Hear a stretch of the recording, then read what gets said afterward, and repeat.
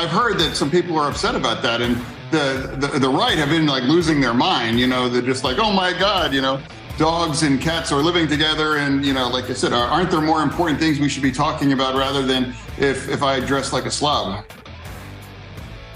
Well, yeah, but let's start with you not dressing like a slob, and then we'll discuss the more serious things. How about that? Living under bridge boy. He's the Democrat Party's monster. It's too bad the nickname Boltneck is already taken. Because a good nickname for him might be Boltneck if John Kerry hadn't already locked that one up. Happy Friday to you and welcome. John Fetterman, I tell you yesterday, you see, I don't even know, can I use that word on the radio, Michael? I'm not 100% sure. Yesterday he put out, now we're going to have to change the speech code in the Senate to accommodate Fetterman too.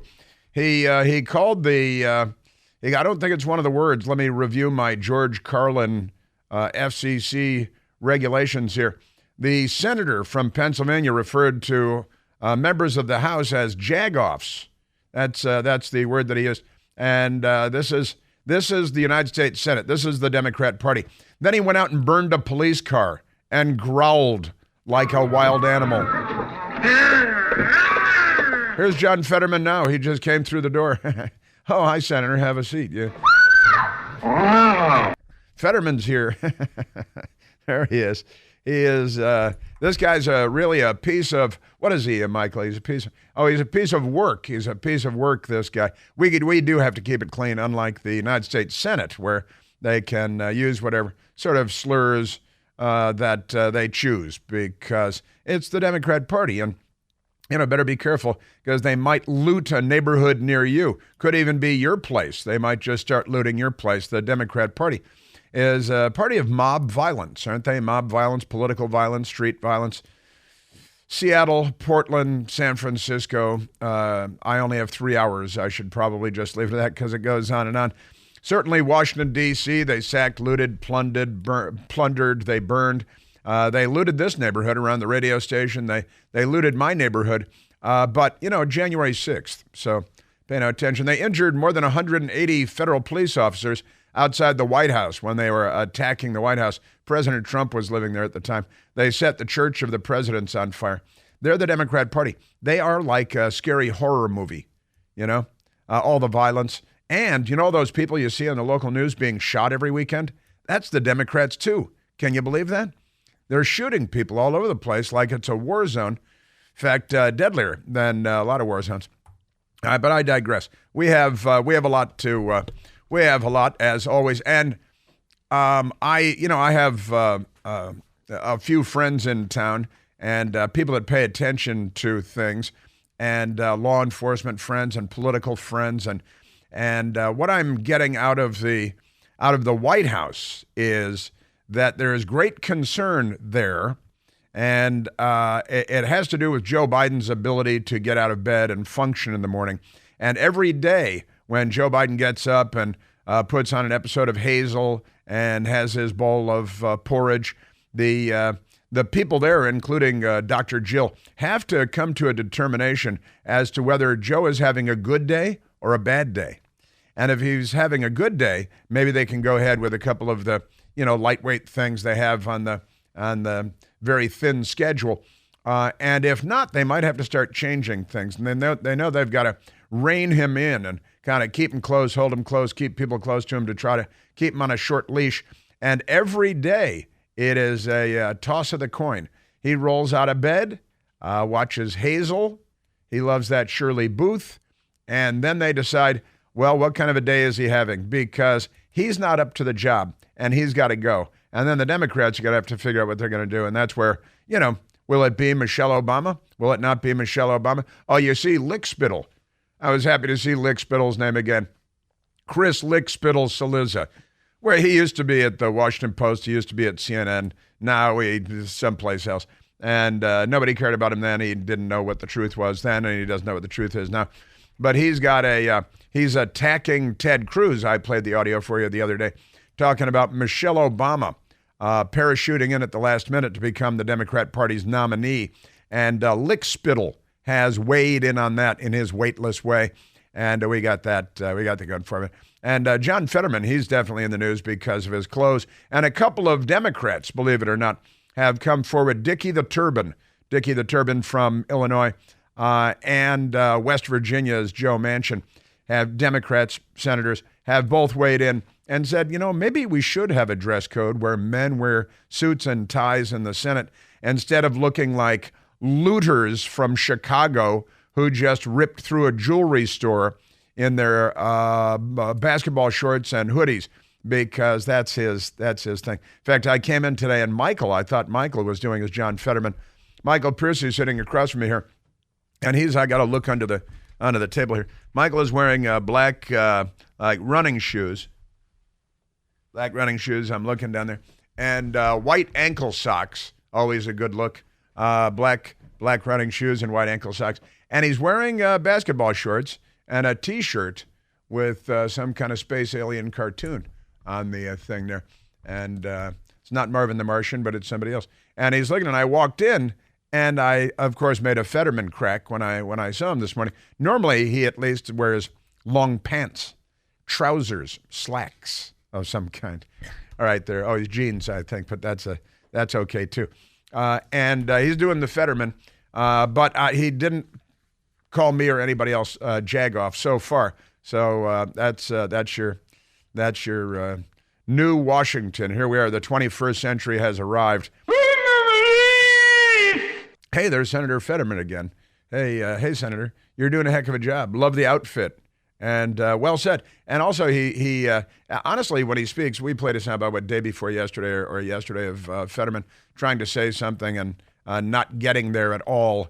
But that's fine, because if you raise an eyebrow, if you notice that John Fetterman is the Democrat Party's monster, it's alive.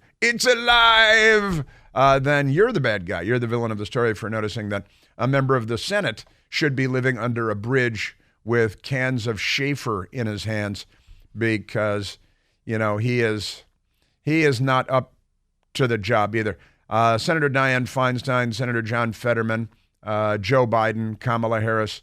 The Democrat Party is a plane crash into a bridge with a train of handicapped people over a school, this is your Democrat Party there.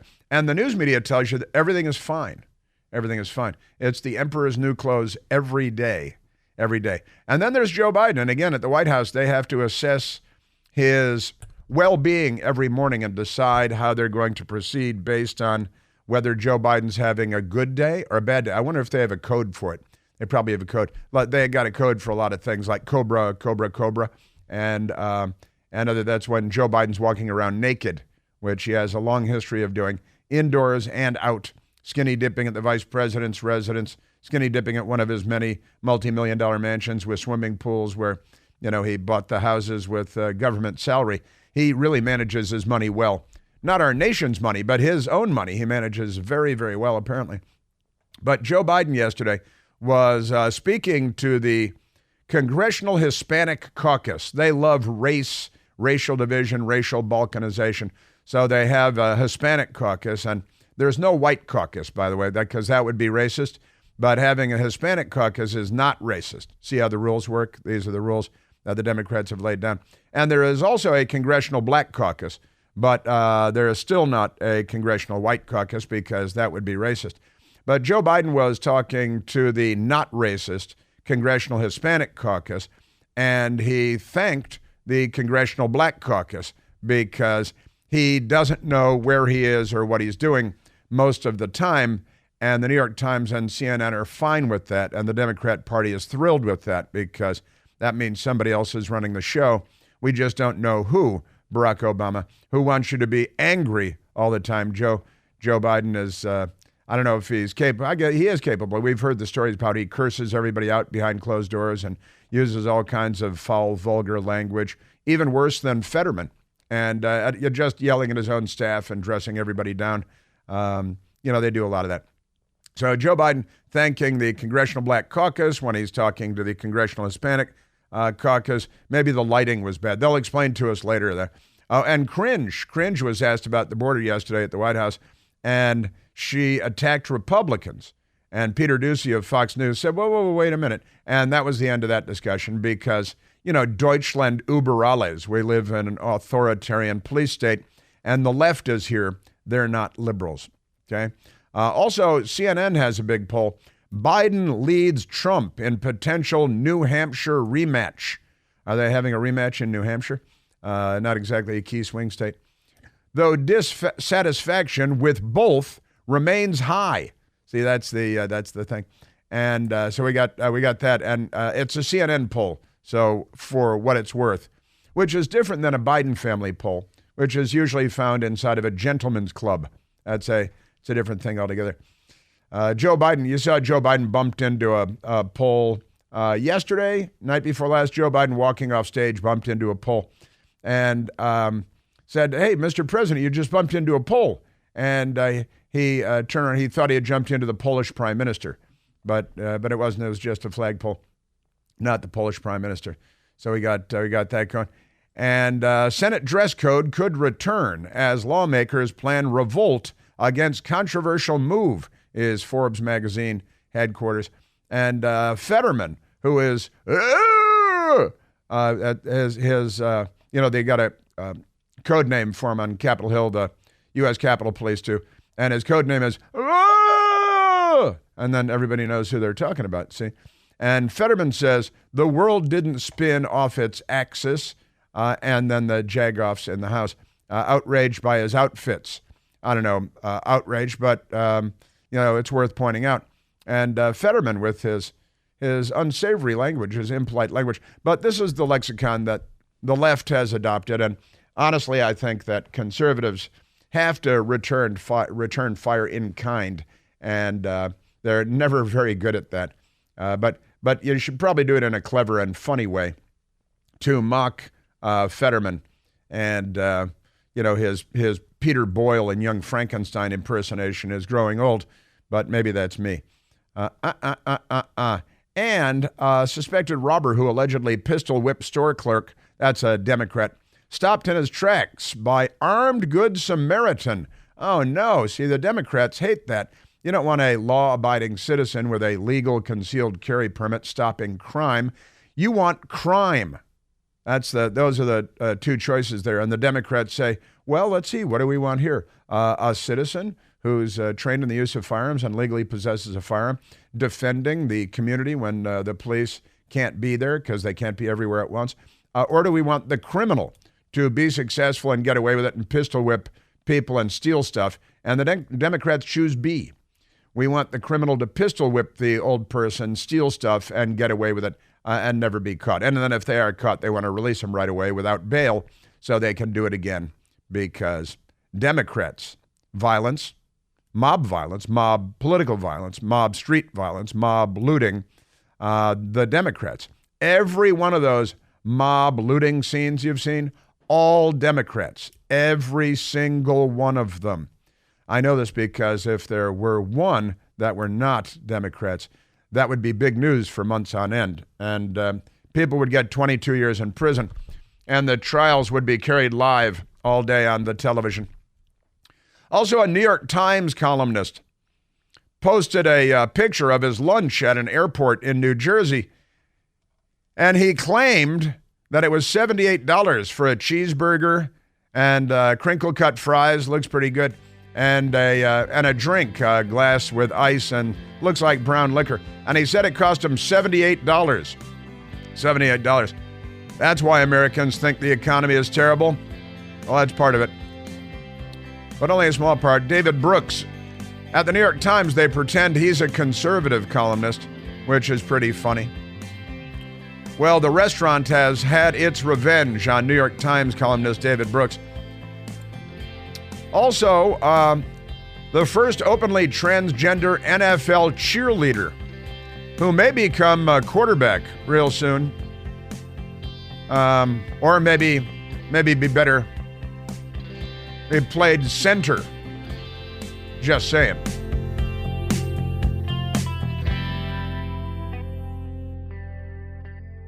Hey, it's Chris Plante, excited to tell you about our July 2024 Listener Sea Cruise. We'll be sailing around the British Isles, visiting Scotland and Ireland. Please join us. Book by this July 31st for extra savings. Visit ChrisPlanteCruise.com. We are at 888-630-9625.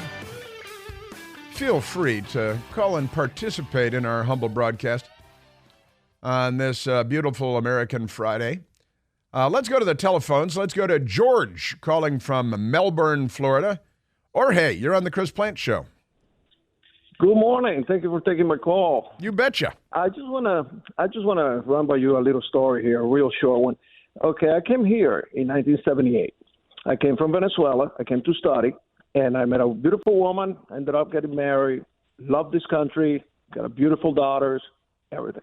But in the 60s and 70s and 80s, at the beginning of the 80s, everything was Venezuela was the richest country in South America. Right. Okay, everything was great. There was corruption in the government, like every country have a little corruption. Okay, but then Chavez came to power.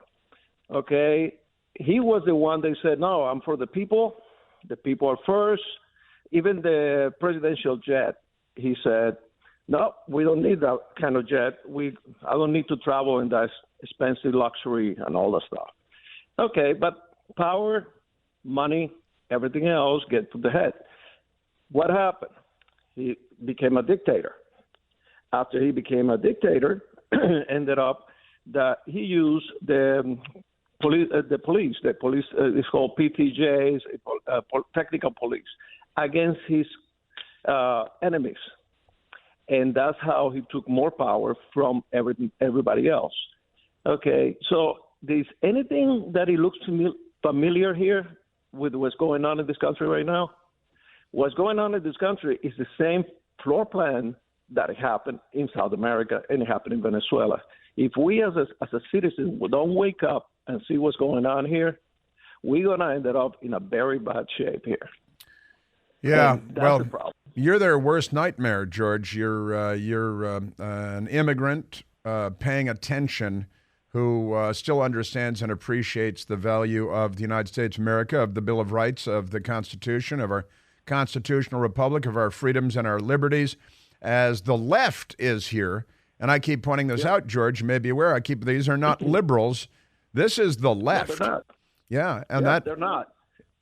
Yeah, nothing could be more different. The left is not liberal at all. And these people are authoritarian in their political orientation and their social orientation. And, George, we even have it at the Chris Plante store. The left is coming for your rights. In fact, we have it with President Trump's mugshot on coffee mugs and the Chris Plante Show logo. The left is coming for your rights.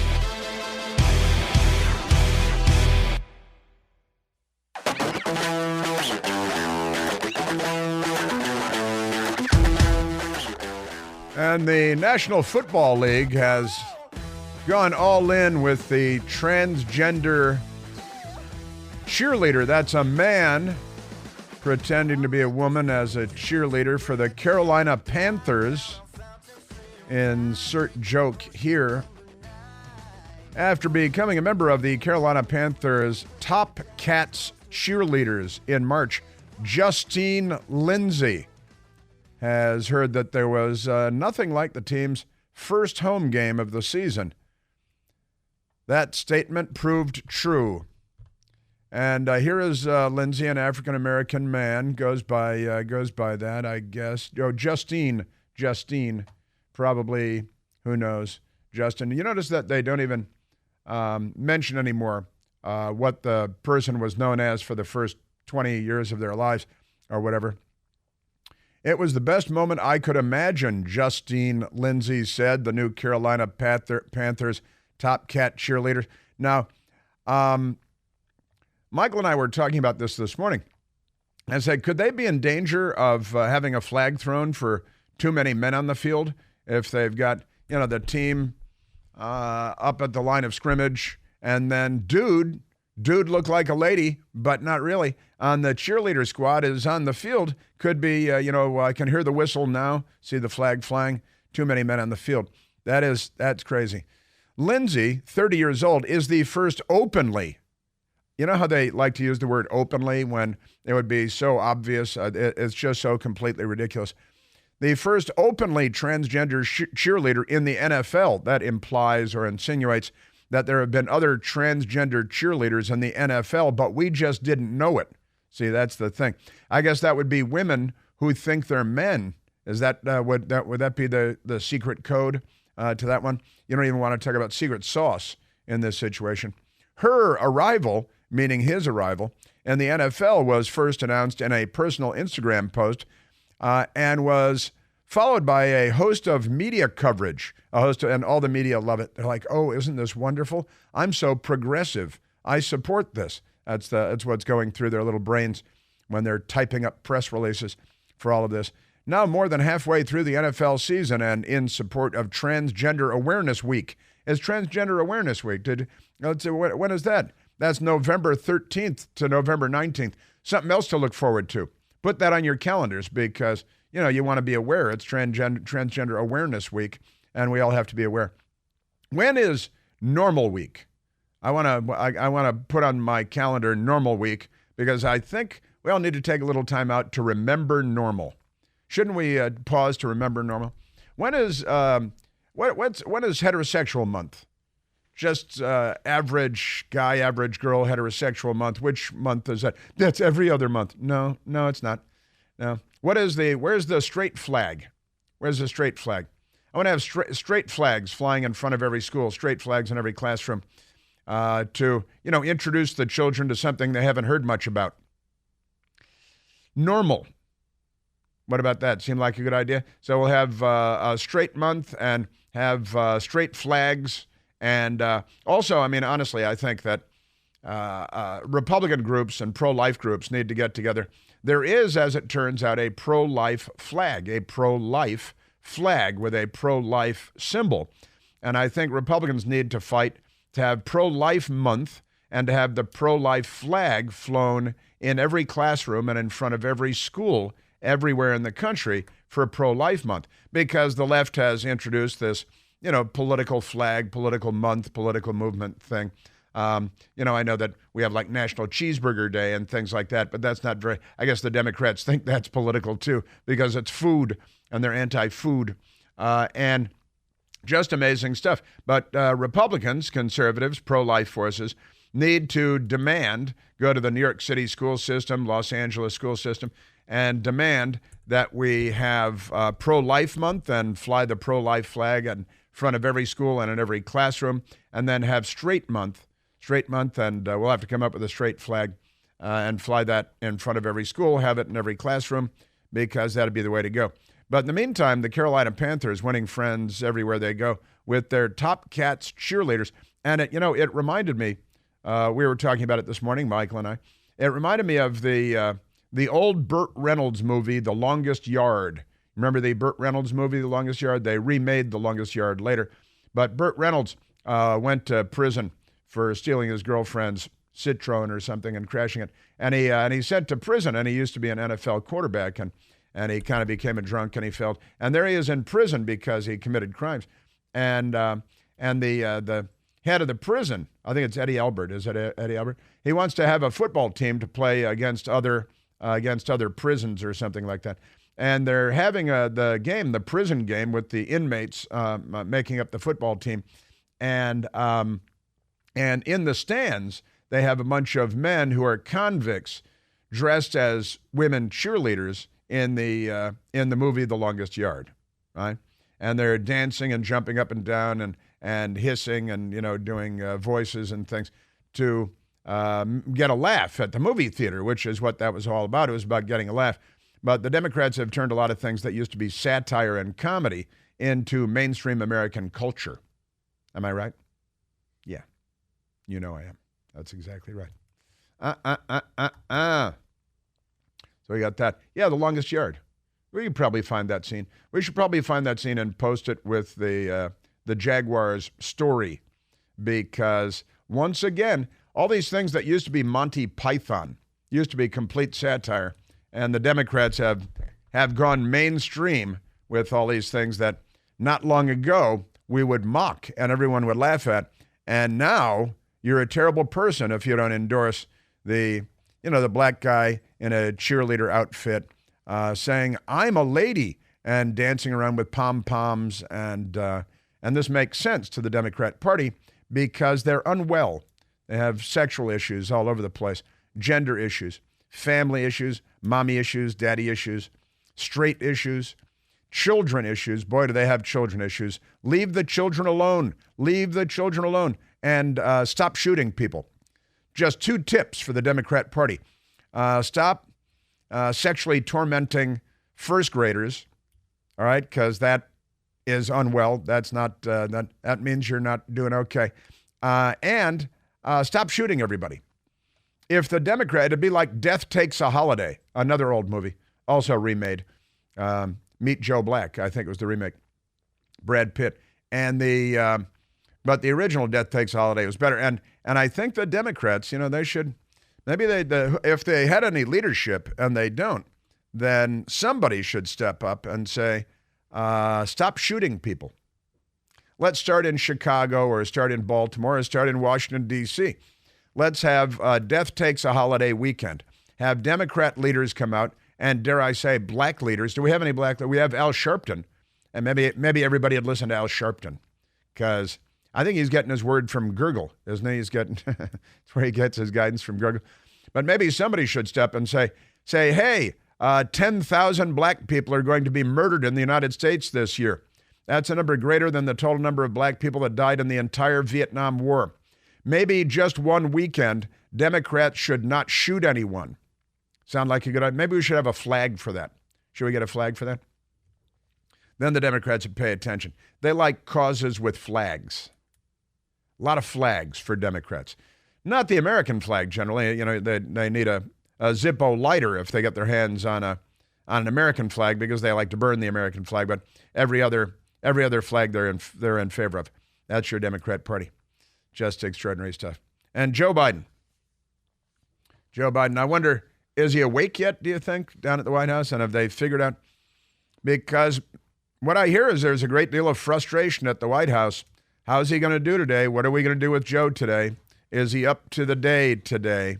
Because every morning it's a roll of the dice. And at the White House, they know it. They know it. You bet. All right, let's go to a telephone call. Let's go to Tricia calling from Herndon, Virginia. Tricia, you're on the Chris Plante Show. Good morning, Chris. How are you? I couldn't be better, Tricia. Thank you. Thank you so much. I wake up to you every day, and you put a smile on my face. I'm very happy to hear that. Thank you. All right. Well, I'll keep it quick. We could probably extrapolate this to the transgender issue, but this is about the illegals. DeSantis and Greg Abbott made such a great team with busting the illegal immigrants all over the country that I'm sad to see that Abbott is getting such flack for those barriers he put in the Rio Grande. And I thought that DeSantis and Abbott could team up again, and DeSantis could ship him a bunch of his natural resources called alligators. And leave them in the Rio Grande. Yeah, that because what was it? There was a big alligator story last week. It wasn't even in Florida. I think it was in Texas, where a Girl Scout troop was chased away by a 14-foot alligator. Did you see that? Yep. and the Scoutmaster lady put herself between the 14-foot alligator and the little girls, and it was kind of an amazing story. And everybody was fine, and even the alligator was fine. Now, so now the Democrats are already angry with you because yes. They like open borders, and you saw I was talking about it yesterday, Tricia, that the Governor Abbott said that the Biden people sent people down there with bolt cutters to cut through the concertina wire that had been laid there by the Texas National Guard at Eagle Pass. And the Biden people came down like a gang of criminals, and they cut through and that's state property too, so they're damaging state property. They shall be arrested and in handcuffs, and they should be forced to pay $1 billion for it. But of course, that'd be our money. But the Biden administration, the Democrats, let's just face it, the Democrats are not on our side, and they're trying to erase the United States of America, aren't they? They are, for sure. Welcome to communism. Honestly, our culture, our norms, science, gender, genetics, normal sexual behavior for children versus adults, they're erasing everything normal. They are abnormal. They really are. I think if you put their brains in jars, you would see that they're gray and there's something terribly wrong with them. Yes. But I think since our government's not providing any deterrent for the illegals, and Abbott is not allowed to place man-made deterrents, I think, and drowning isn't a big enough deterrent for these folks, I think maybe, some hungry gators might do the job. We could hope, and then we could at least advertise that there are 14-foot gators in the Rio Grande all over the place, and it's more dangerous than ever. But the Biden people, it's a fun idea. It's a great idea. Sharks won't work because it's freshwater, so you need gators. Gators are a good call, and they should all be at least 10 feet, I think, because we have dinosaurs. We have these dinosaurs roaming around. We should use them. Exactly. And I you know what? Invasive species are habitating other areas all the time. I think we could just claim innocence on this. I'm like, I don't know where the gators came from. We'll blame climate change. It's climate change did it. See, they used to be hundreds of miles away, but now they're in the Rio Grande, and that's just the only possible explanation is climate change, as is the case with pretty much everything else, I think.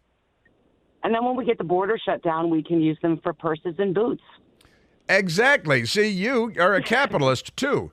You've got a plan. You got a business plan. You're brilliant. I am. Thank you. You're brainstorming today. That's beautiful stuff. I was talking yesterday about how DeSantis and Abbott should get together, and Republican governors should get together and use their Air National Guard assets, like C-130 transport planes, and take all of the illegals from the border as soon as they come across. And the Biden people wave them into Texas. Take them, load them up onto C-130s, fly them to New York, and drop them off. If you can, bus them all to Times Square. But I will not rest. Eagle Pass, Texas, has a number of illegals there that is equal to half the population of the city of Eagle Pass, Texas. They've got a population of about 28,000 people. They got about 15,000 illegals. That means half the population. To match that in New York City, you'd have to move 4.5 million illegal aliens to New York City. And I think that should be the goal of the Republican governors. I think Air National Guard assets should be called in to accomplish that goal.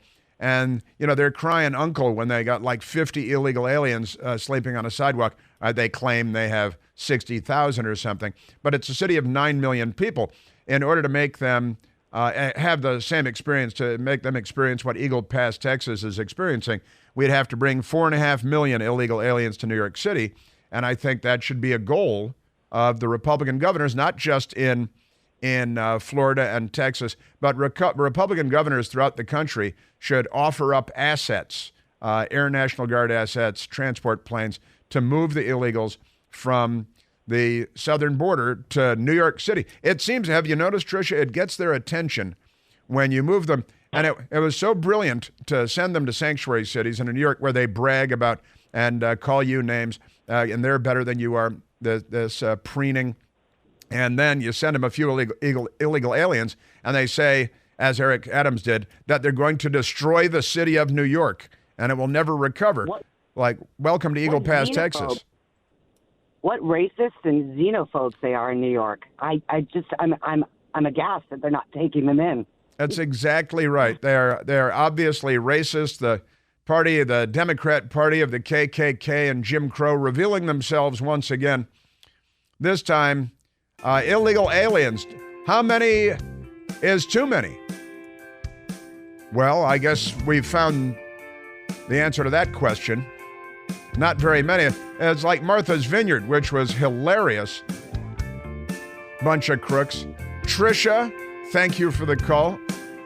Wonderful thoughts, clever thoughts, alligators, and then boots and handbags. And you get big gators. You can even make big pieces of luggage. Oh, the alligator bags. Good stuff. And tasty meat, too.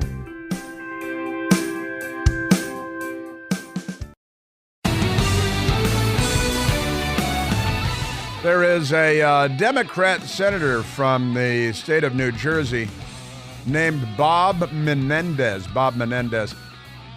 He's been indicted before, and now he's being indicted again because, he's a Democrat, and he's been indicted now along with his wife. Is that really his wife? On charges of bribery, because bribery is their thing. Now, if you say that the Biden family, Joe Biden, Hunter Biden, involved in bribery, even though Ukrainians who were in the midst of it all say that they were bribed, $5 million here, $5 million there, and sooner or later people start talking. But Senator Bob Menendez of New Jersey, wife, charged with bribery, CNBC types on behalf of their party. U.S. Senator Bob Menendez of New Jersey and his wife Nadine, if that's her real name, have been indicted in New York on federal bribery charges, much better than the state bribery charges, I think, related to an allegedly corrupt relationship with three businessmen.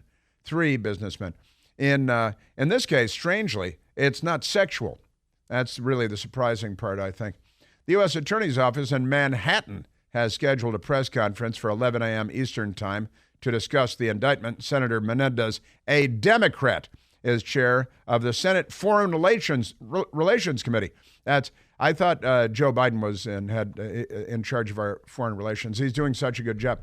You see, he infuriated Joe Biden at the United Nations, the president, the communist Lula of Brazil, who's a left-wing leftist lefty. And Lula was there, and Biden shook hands with another world leader. And then Lula walked up for his handshake, and Biden turned like a jellyfish and wandered away. Honestly, he learned his behavior from, I think, tropical fish and fish tanks. He's not good at anything. Just amazing. Menendez says, "I'm not guilty of bribery," and then he drove away in a Bentley convertible on the way to his helicopter.